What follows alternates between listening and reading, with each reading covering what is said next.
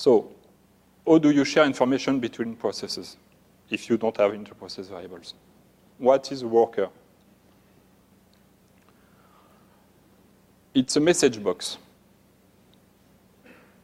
associated with a process dedicated to execute the message of this message box. Okay? So we are introducing here a way to exchange information between your 4D processes. One very simple command, call worker, to post a message from one process to another, to send him information, or to ask him to do something. So the syntax of the call worker command is very similar to the new process command. You pass a destination worker or destination process. You may see a worker like a process. Any project method to execute inside the destination worker, and any parameter you want. A little animation to explain the behavior.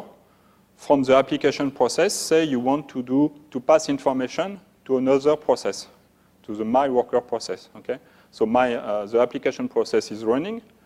The my worker process is paused. Is nothing to do. So the application process, you are calling the call worker command to say, I want to pass information to my worker, and I want my worker to execute my method with my params. So this constitutes a message. The message is posted asynchronously in a message box dedicated to the worker process. The signal is up, so the worker awakes automatically, picks the message, gets what's inside the message, execute my method on the params. When the worker process has finished executing my method, it doesn't die. It just pauses, waiting for another message to execute. This is very important when compared to the new process command. The new process command, you launch a new process, execute a method with some parameters, and the process dies. But a worker, that's the main difference. The worker awaits for any message to execute a method with parameters, and then it doesn't die. It just awaits for another message. When does the worker die? When you close an application, when you close your database, of course, all the worker dies automatically. Or when you are calling the new command, kill worker. Kill worker, with any parameter, just kill the current worker, so the worker commits suicide. Or you can pass a parameter to say, I want this worker to die, but it's polite, so it doesn't abruptly kill the process. It just sends a message to the worker to say, okay, please commit suicide.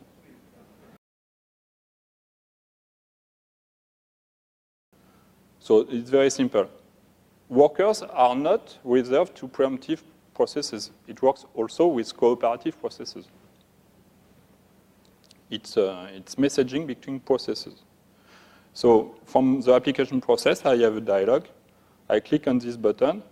So I will open the Runtime Explorer.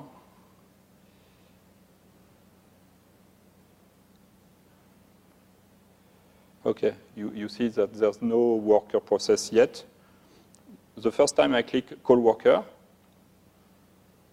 you see that the process is automatically created. This is what is nice with call worker. You don't have to manage the status of the process, of the worker process. At the first message, the worker process is automatically created for you. So there is a log of the activities. The first line in the list box here say, okay, I am calling call worker, and the second line comes from the worker itself, say, okay, I received your message. No fancy stuff here.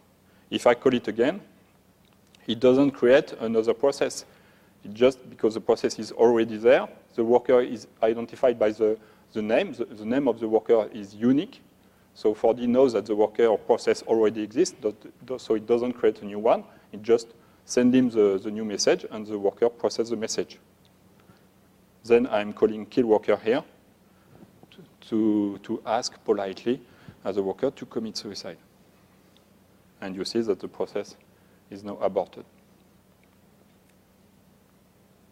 I will show you the code.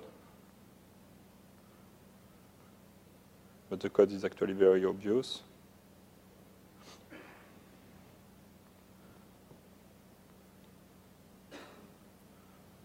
Okay, so add in DB is just a project method to add the activity log inside the list box. So it's not very important, just to have a message. Call worker, one single line of code. I am passing the worker name, the worker project method. Then 2 parameters. So it's arbitrary, but for the demo, I decided to pass as the first parameter a verb. It's an action code for the worker to tell him something specific to do with a second parameter.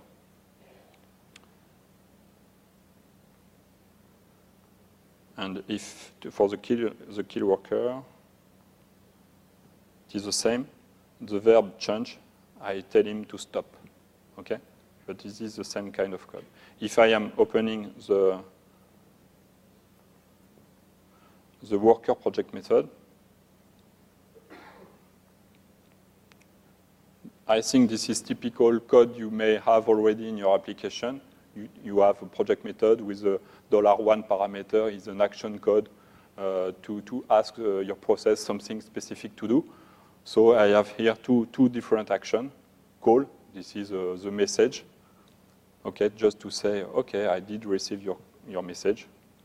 And stop to say, okay, you're asking me to commit suicide, so I am killing myself. Okay?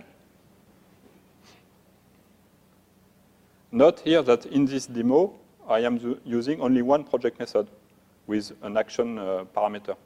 But I could implement it differently with 2 project methods. Instead of using an action code in $1, I could have implemented 2 project methods, worker call and worker stop. It is the same. It's free for you to do the way you want. A solution to provide a preemptive process to access to the user interface. Call form. Actually, it's very similar to call worker. It's a message box, but this time it's not a message box associated to a process, it's a message box associated to a window. So call forms allows you to send a message to a window to ask the form running inside the window to execute a project method with parameters. And call form, the call form command is very similar to the call worker command. The first parameter is the identifier of the window to which you want to send a message. The second parameter is the name of the project method you want to run. And the remaining parameters are the parameters you want to pass to the project method. The same kind of animation, because the concept is the same. From one process or one worker, it could be a preemptive process. You want to do something inside a form, a running form, elsewhere. It could be the same process if the originating process is cooperative, but it could be another process. You are calling call form with a window identifier. The window identifier is actually the long integer returned by the open window command. When you are creating a window, open window is returning you the window identifier. You use this to identify the window. Then the project method name and the parameters encapsulated in a message, posted inside the message box associated to the window.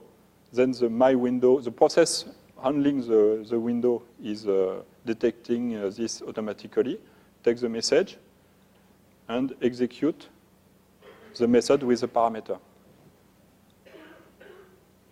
And then the process continues the normal way to manage the window, handling events, key down, and mouse down, and so on. a demo.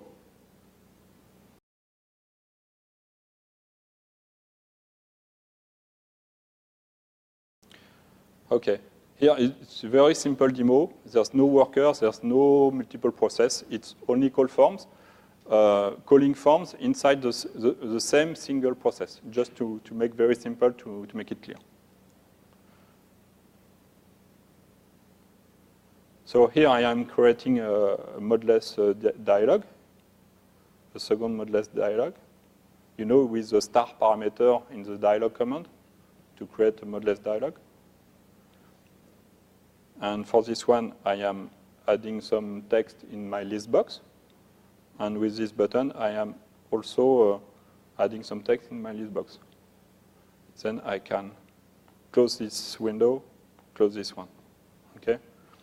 I am sure you're able to do this already. But here I am using call form. And I will show you the code. And I think the code will appear very simple.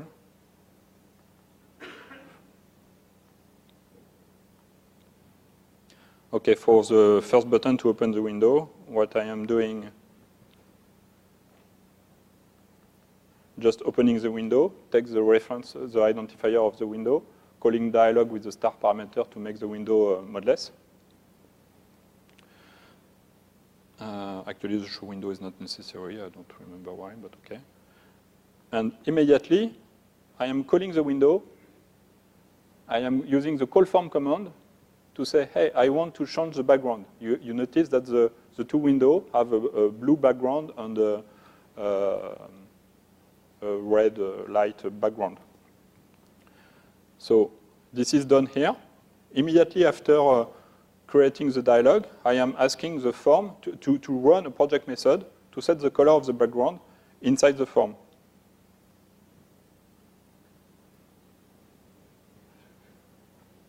As you can see, I am just one single line of code, object set RGB color. So the benefit is obvious here, because the project method is running in the context of the form, running in the previous window. If you are calling directly object set RGB color without call form, it would not work. Because after calling dialog with the star parameter, the dialog is not the current form. You cannot access the object inside the dialog. You just open with dialog star. Okay? By using call form, you can execute a project method in the context of a specific form. So you can have access to all the objects running in this form. Okay?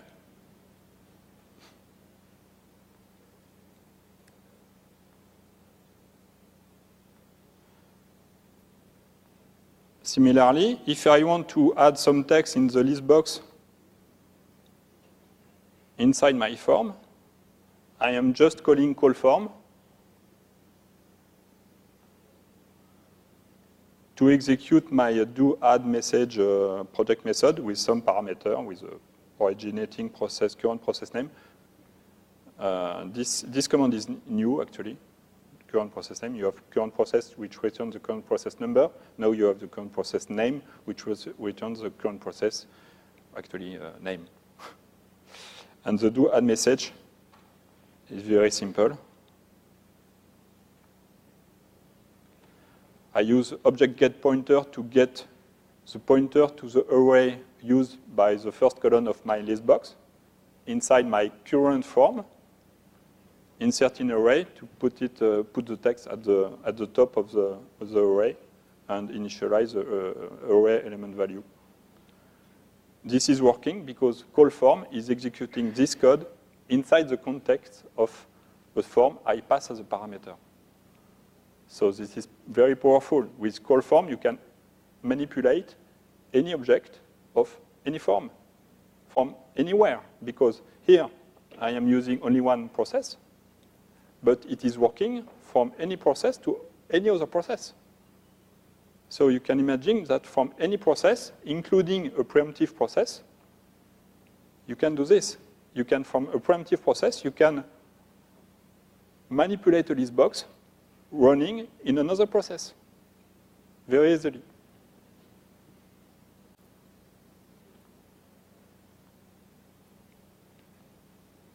Without any semaphore, without only for this dealing with the inter-blocking mechanism when necessary for you. It's efficient, and it doesn't prevent you to take full advantage of multicores for even when you must use the user interface.